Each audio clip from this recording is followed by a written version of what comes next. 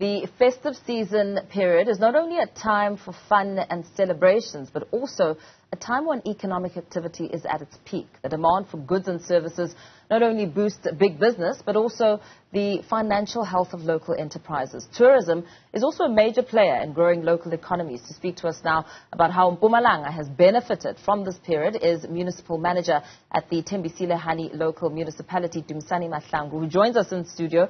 Very good morning to you. Welcome to Newzroom Afrika. Thank you very much, Mpho. Good morning to yourself as well. This period is not only marked by cherished traditions, but it also serves as a powerful catalyst for economic growth and job creation across the country. True. Insofar as initiatives are concerned around planning key events, what has your focus and strategy been as the festive seasons are, well underway at this time?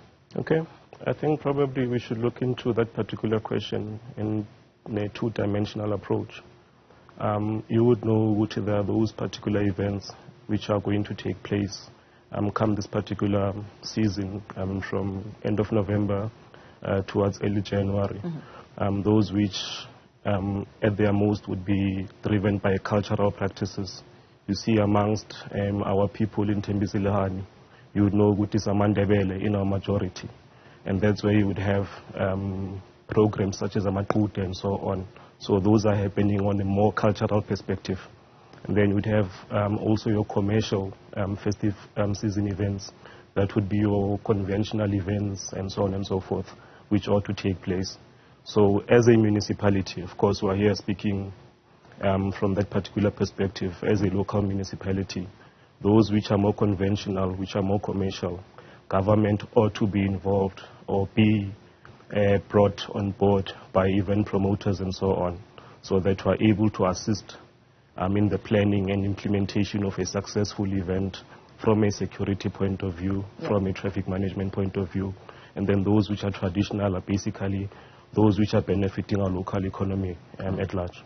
Expanding on that even further in assessing the economic impact, how are these events now, as a ripple effect, affecting and contributing to the local economy, be it in the form of job creation or just boosting local entrepreneurs? Look, let's utilize the coming event on the 1st of January 2024. I think it's on Monday. There's the annual all-white picnic. It's a massive event which is taking place within our shores at Thembisile Resort.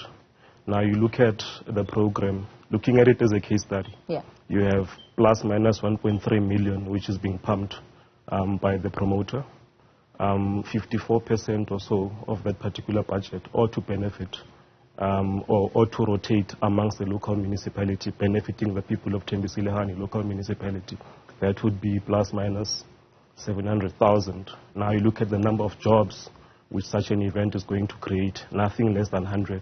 You look at the number of opportunities for our informal sector economy, and that's basically where Abu Mame Baskulisa, are able to go to that particular event. They're able to sell food, and so on and so forth.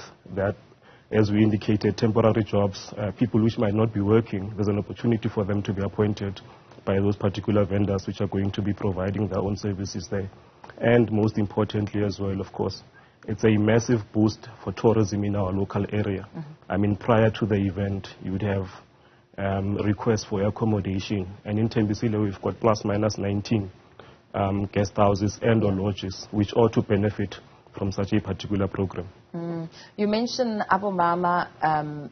How does that now translate to engaging local in the planning and execution, ensuring that when you bring someone who has a food stall, that they're selling food that tourists will want to eat, or selling crafts that people will be interested in engaging with, and not just, the mass-produced kind of stuff which isn't unique? How do you then select and ensure that you do have a successful group of entrepreneurs who are complementary of the environment that you are creating there? Okay. Of course, this one is not implemented wholeheartedly by government, by the municipality, but it's more of a private event.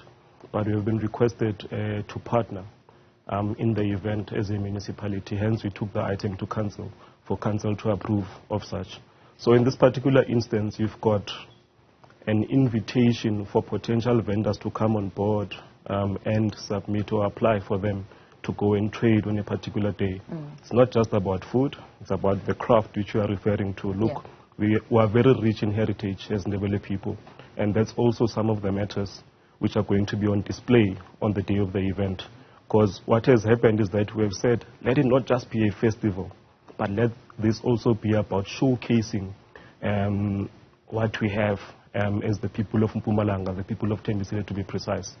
So if it were to be government, of course, would then go for an open, for lack of a better description, bidding process, whereby we open up for our own vendors to make submissions and so on, then we select from there. But in this case, it's done privately, and people were given that particular opportunity for them to then come on board and apply to be vendors on the day. And we stand informed that there are going to be plus minus 15 or 20 vendors which are going to be within the particular event on the 1st of January. Now, with South Africa having reached the peak of its interest rate cycle, it faces high food inflation. You know, we've experienced intense load shedding, in fact, the worst we've seen ever. And it's admittedly been a very tough economic environment. How have you navigated as a municipality in trying to boost the local economy ahead of the festive season with the planning? How have those factors impacted the planning and perhaps the overall outcome that you've targeted on? Look, we're sitting with plus minus 423,000 households within the municipality as per latest 2022 census Stats SA report. It's indicating that roughly our unemployment rate is hovering at 45%. Now, it's not just about planning or implementing programs towards the festive season, but as a municipality, given that we pride ourselves in 5 core pillars as an institution, adopted by the 6th administration, which is currently applying its trade within the municipality. Now you've got this 5th pillar, which is socio-economic development, and basically what you are asking refers to that. So there are a number of programs as government which we are implementing just to ensure that there is economic activity within our municipality, and how we are also going about assisting our SMMEs, because you would know those are the most vulnerable.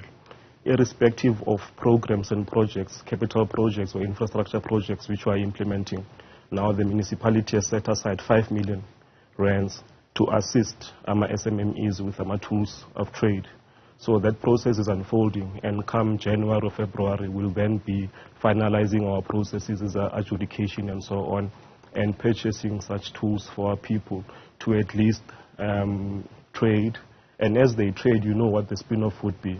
That's basically where you're going to then see elements of job creation, how we're then eradicating the issue of poverty, which also ties in with inequality as well. Yeah, absolutely. Thank you so much for coming in studio and speaking to us. Dumisani Mahlangu, who is the municipal manager of the Thembisile Hani local municipality there, giving us a sense of a breakdown and plans and numbers on the impact of the festive season events on tourism.